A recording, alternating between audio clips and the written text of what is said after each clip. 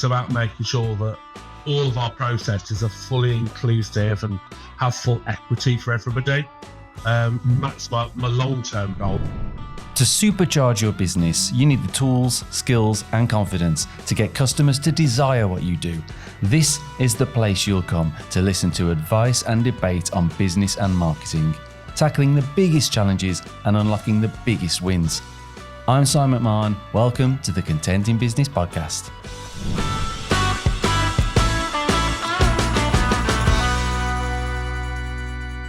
Hello and welcome to the Content in Business podcast, helping business leaders and brand owners succeed through their stories, advice and inspiration. And a really exciting conversation today.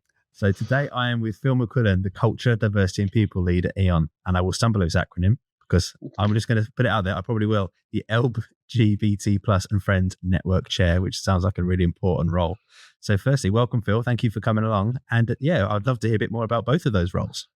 Thank you, Rob. Good to be here. It's good to see you again. So at E.ON, as said, I'm Culture, Diversity and People Lead at E.ON UK. Quite interesting in that my role, rather than sitting in with the traditional HR function, actually sits within the operation. So specifically within our smart field, which is where we install smart meters for customers. We also do some solar panels, EV, that type of work. So it's very technical roles that we've got in our part of the organisation. Probably just now around 3,000 people. So one of the main bits of my role, which doesn't come out in the title, but is very much part of that culture piece, is around safety. So I have a personal responsibility for the safety of all of our people in this part of the organisation, to make sure that everyone goes home safe every single day. Does keep me awake at night sometimes because of the nature of the work that our guys are working on, gas and electric and that type of work. So it can be hard. It does keep you awake at night when there's been an incident at a customer's home, or we're made aware of something that's happened in the press, which probably nothing to do with us, but it then gets you thinking about the importance of what we do. So then, apart from the safety piece, like my title says, as Culture, Diversity and People Lead, I'm very much about looking after our people. We talk about all the good stuff and all the bad stuff. So very much responsible for how do we get the best out of all of our people, so that everybody who comes to work within our organisation can be the best that they can be. Be that from a frontline agent who's talking to customers about having a smart install, all the way through to our senior leaders, and them, acting as leaders and being responsible for their people so they get the best out of them. So it's a really mixed up, diverse role, because as part of that, I also get to look after comms and engagement as well. So on occasions I get to sit on the other side of the fence to this, where I'm interviewing and chatting to people about their roles or talking about something that they're really passionate about. Could be about mental health. So my role sort of encompasses a whole sort of mash of those things. And then on the side, and it is a side of desk, I'm also the LGBT Plus and Friends Network Chair. And as part of that, we started off as a very small UK LGBT network. One of the personal passions that I had was around how do we make sure that everybody within the global E.ON organisation feels safe, feels that the LGBT community is heard, that people have got a voice. And so I made it a little bit of a personal mission that we expand the network so it went outside the borders of the UK. Because it doesn't, what's the word we're looking for? If you look at the press and you look at the world press, you see that the further east that you go within Europe, the worse or the more difficult conditions become for members of our community. And so I wanted to make sure that in all of our different countries that we've got a real strong responsibility to make sure that people know they've got somewhere to go, someone to talk to. So we have now become the first ever E.ON UK global network. So we're responsible we look after LGBT colleagues across the whole of E.ON Group, which is brilliant. And we've had a board sponsor for the last 2 years who's really passionate about it. And is really encouraging us to grow as a network, and is always asking what more he can do to help us, and has become a really strong ally. for us as a network. And so this year, we're hoping to organise we are in the throes of organising our first conference, which will be our first E.ON group-wide LGBT conference, where we're going to get everybody together and talk about the issues and celebrate the successes of what we've done as a network. So, yeah, bit of responsibility there with that, but I also see a responsibility around, particularly as a leader in the organisation. There's very much a personal nature to it as well, because when I look at the rest of the organisation, there is no, apart from some of my peers, there are at my peer level, there is not anybody else that's out, gay, male, female, trans. There's nobody else above my level that I'm aware of that is out and proud in the same way that I am and some of my other peers are. So I see a personal, huge, big responsibility sits on some of our shoulders to go, we're the most senior people who are leaders and out.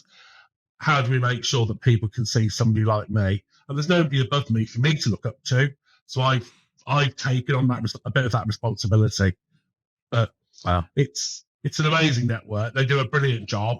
And, we're supporting people, that we've gone from literally, like I say, a handful of us in the UK to nearly 1,000 network. Wow, that's a hell of a strong in allies. So over the last 3-4 years, so it's been brilliant. I'll tell you, well, interesting what you said there about, personal brand is becoming a massive thing now. And people look up to people as opposed to organizations, and in terms of engaging people's content, it's generally people. Yeah. I suppose that was, and as I know, I've known you from past, you've got such a big personality. I can exactly see why when you got your teeth into this, that it would grow as it had. What do you sort of believe has, I suppose I've led it a bit there, but, in terms of the growth of this network, I mean, you've obviously been a massive driver of that. What do you think you've done to sort of get to that point? For me, it's been about how I can have the right conversations with people, and so let me go back. There's two things.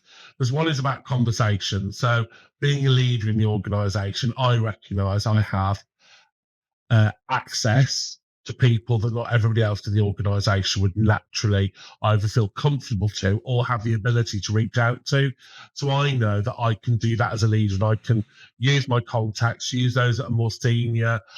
I'm quite open and cheeky enough to ask the questions and go to board and talk about these things. Whereas for other people, going to the UK board or going to another country's board, they would see that as a really scary and something they couldn't do.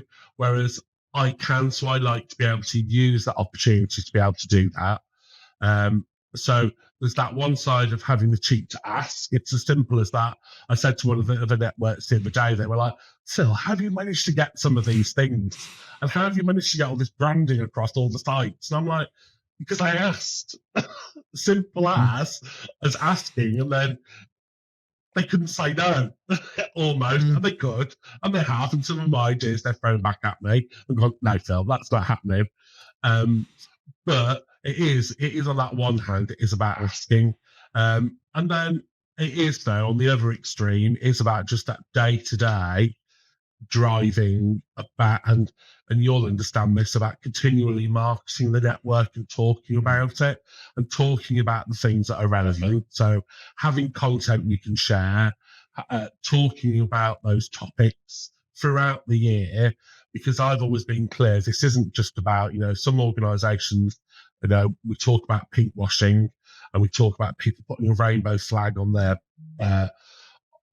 logo just for the month of Pride, whereas very much at E.ON, it's become a year-long event. It's continually, we've got Pride stuff up, and it is just that continuous marketing, though, of, when it's different days, and whether it's celebrating Lesbian Awareness Day, whether it's about AIDS Memorial Day in December, whether it's about Pride Month, it's about talking about all those topics that are important to people, and also really flagging up when things aren't right, and standing up for what we believe. So when the Qatar World Cup happened, what is that, nearly 2 years ago, 18 months ago, we as a network weren't very happy about some of the support or some of the activities that we were going to do as an organisation around it. And it was some simple stuff, we weren't part of advertising or anything like that externally, but some of the internal activity that we wanted to do.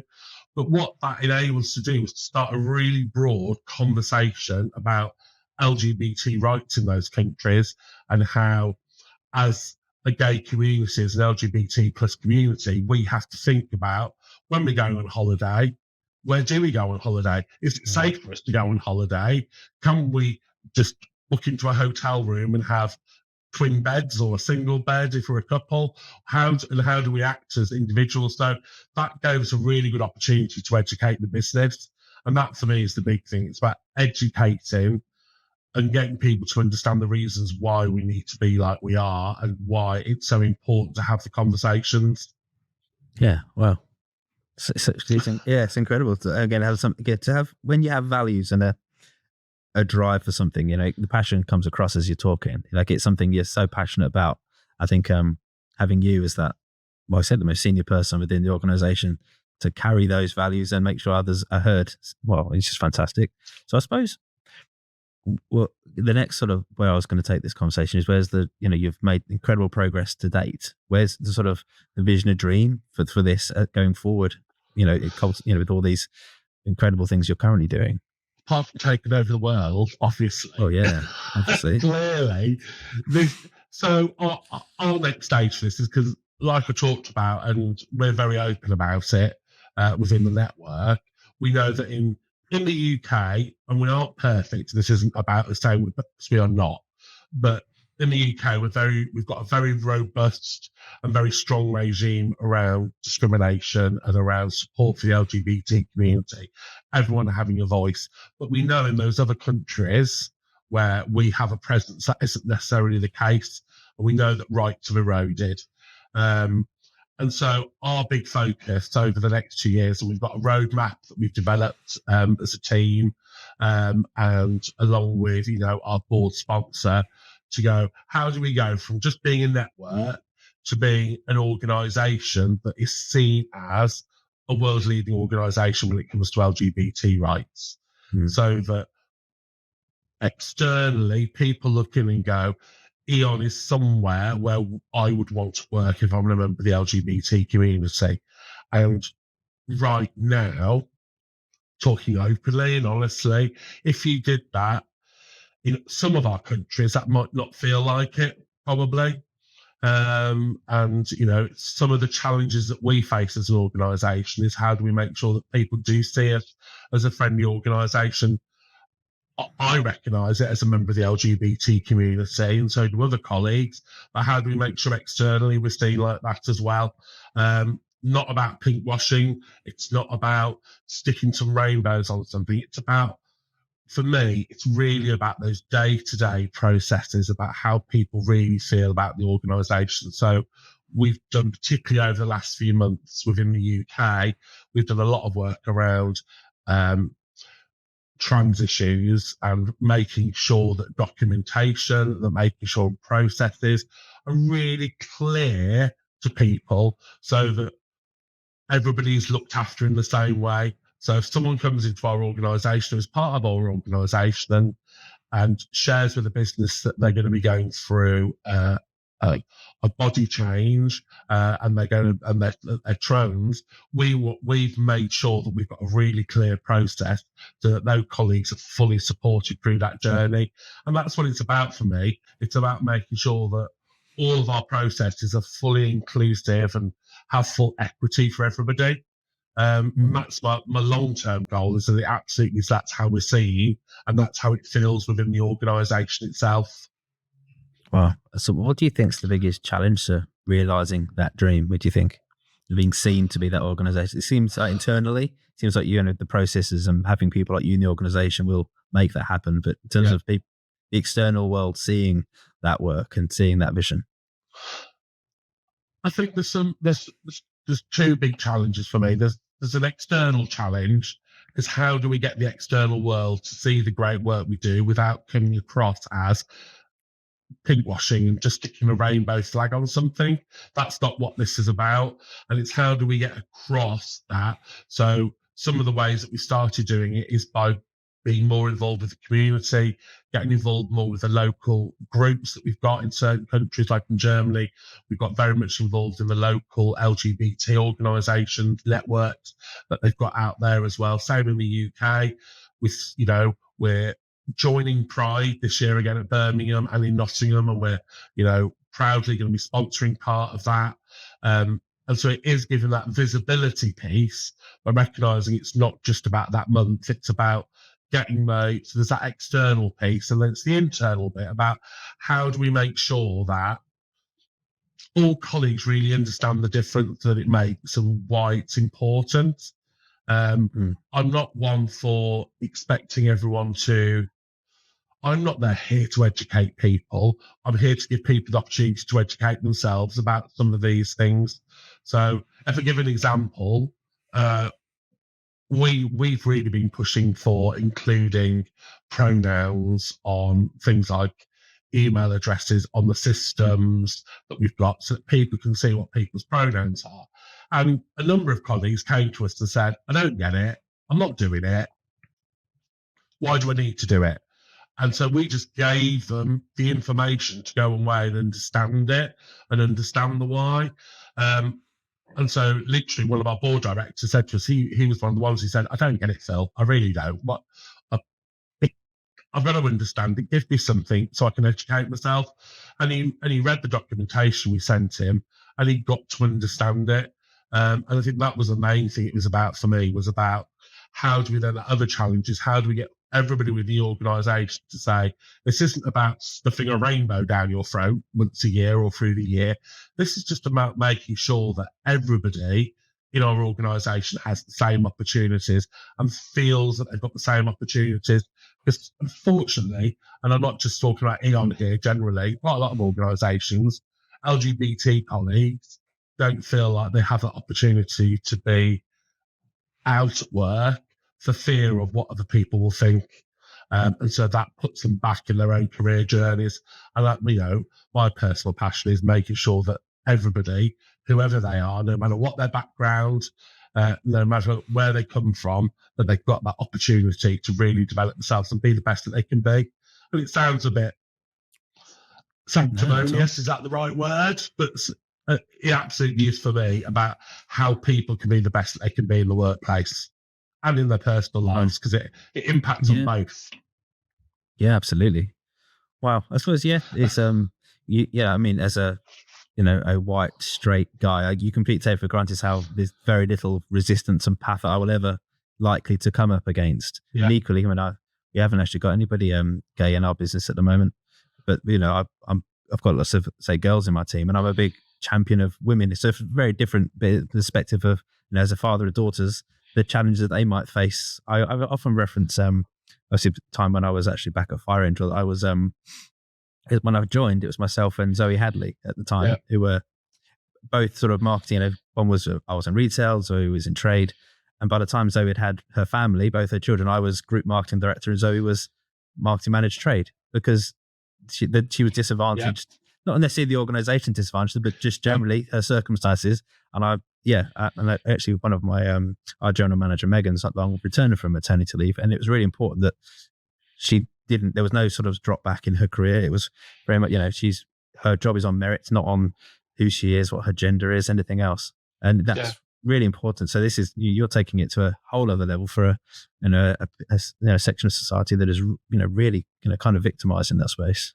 Yeah, and it's interesting because we've got a whole big topic around female. We know our workforce, our field workforce is predominantly male. So there's a lot of work we're doing around how can we encourage more females to go into those technical roles, because we know with the drive for green solutions, there's going to be more and more. There's a skill shortage for these types of skills.